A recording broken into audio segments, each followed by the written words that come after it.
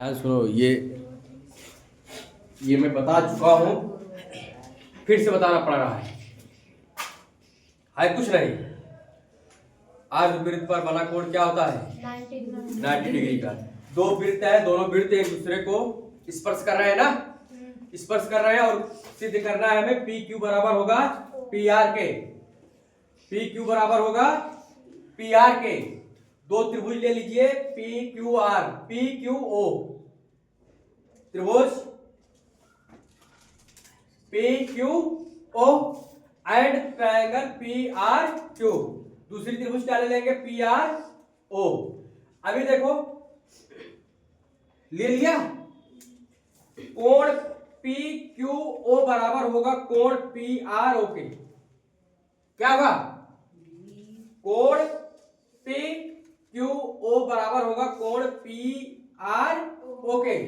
क्यों होगा? अर्धवृत्त पर बना कोण है। क्या है? अर्धवृत्त पर बना कोण है। ठीक है। क्यू ओ बराबर होगा ओ आर के। क्यू ओ बराबर होगा ओ आर के। क्यों होगा? वृत्त की त्रिज्या है। वृत्त की त्रिज्या हमेशा हर जगह क्या होती है? बराबर होती है। चाहे जिस पॉइंट से आप परिधि तक की जो लंबाइयां होती है हर जगह ही सेम होती है। कहीं से भी आप क्या कर लो, कहीं से भी नापेंगे तो सेम ही आएगा। रेडियस क्या होता है? हमेशा सेम होता है। तो जो ओ क्यू की लंबाई वही ओ आर। ठीक है। एक एंगल एक साइड हो गया इक्वल, और पी ओ बराबर होगा ओ पी के। क्यों? उभयनिष्ठ है। दोनों त्रिभुजों में ये त्रिभुज भी वही भुजा, इस त्रिभुज की वही भुजा बराबर है। अगर इस तो एक साइड ये इक्वल, और ये कोण है और ये कोण इस कोण के इक्वल, तो हमारा त्रिभुज कॉन्ग्रुएंट होगा। हाँ? तो दो भुजा और एक कोण बराबर, दूसरे त्रिभुज दो कोण एक भुजा बराबर, तो हमारा त्रिभुज सर्वांग सम। तो तीसरी भुजा भी क्या होगा? उसके इक्वल होगा। और लिख देते हैं फटाक से। ठीक है। और ये भी लिखना भी है आपको, ध्यान से रखना। क्यों? देखो दिया क्या है? दिया है क्या? दिया है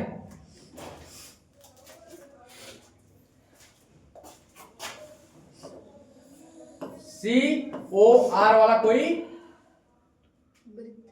वृत्त है ना, वृत्त है। सी का मतलब सर्कल, आर मतलब रेडियस, ओ केंद्र वाला। ठीक है, पता है ना? वृत्त है। और क्या सिद्ध करना है? लिखो, सिद्ध करना है। क्या सिद्ध करना है? पी क्यू बराबर पी आर। प्रूफ करें? प्रूफ देखो,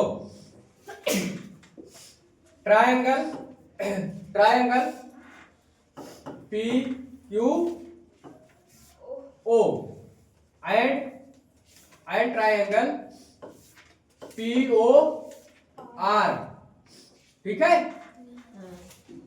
पी क्यू ओ और पी ओ आर, और नहीं तो थोड़ा सीक्वेंस में लिख लीजिए पी आर ओ।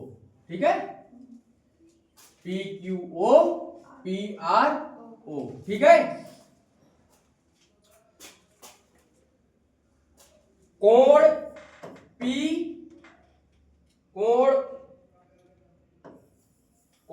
ओ क्यू पी बराबर कोण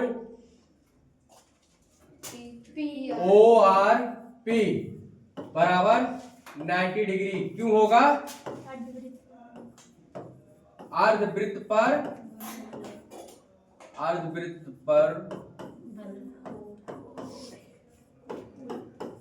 बना कोण। ठीक है।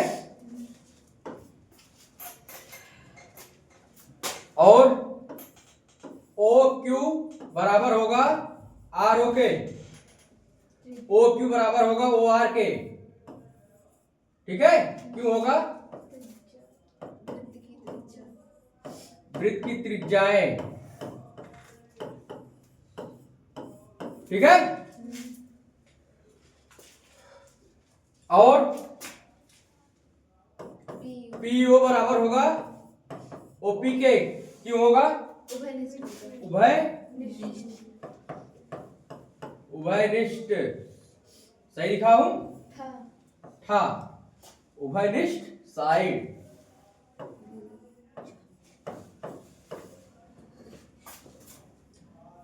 इतना सरल है बच्चा, अभी 4 सवाल समांतर श्रेणी का बताया होता आपको, ठीक है। लेकिन चलिए देखिए, ऐसे ऐसे और तेज कंप्लीट होगा। तो कॉन्ग्रेंट हो जाएगा triangle P Q O, congruent होगा। सर्वांगसम हो गया कि नहीं? इसमें कौन सा रूल फॉलो हो रहा है, कोई बताएगा मुझे? कौन सा इसमें फॉलो, कॉन्ग्रेंट कैसे हुआ, क्या फॉलो हुआ इसमें? 3 कंडीशन अभी बोला था ना हमने।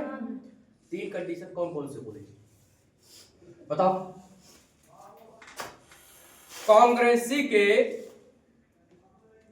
सर्वांग समता का 3 नियम बताया अभी थोड़ी देर पहले, बोलो कौन कौन से थे वो? भुजा कोण भुजा और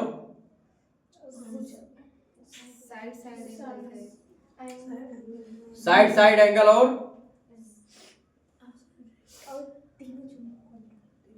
साइड साइड साइड,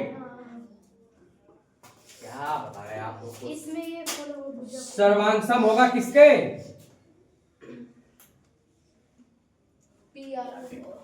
त्रिभुज पी क्यू पी आर ओ।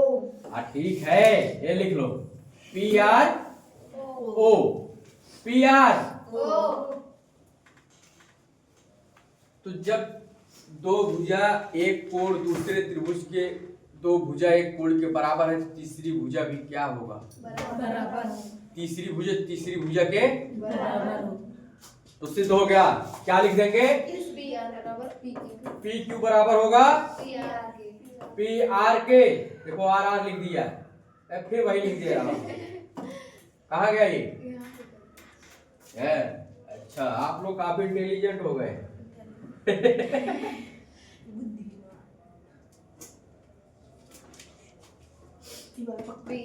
क्या लिखे?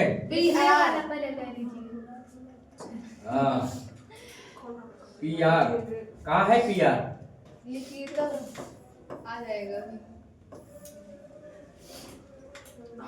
इति सिद्धम, इति सिद्धम, सही लिखा हूं? और इंग्लिश में लिखते हैं हेंस प्रूफ।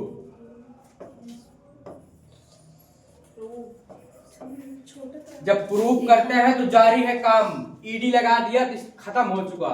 समझ में आया? समझ में आया? नहीं?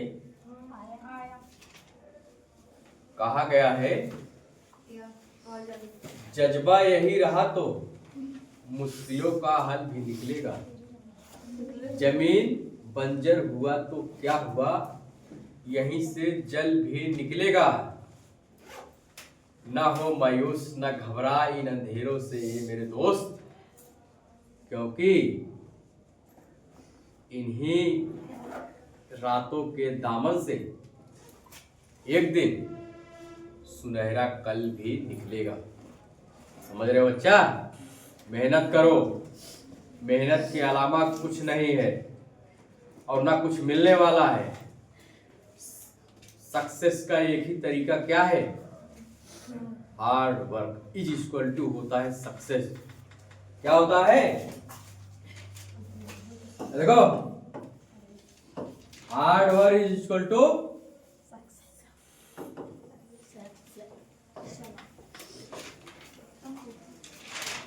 अगला सवाल बोलिए। यदि यदि पदों का योगफल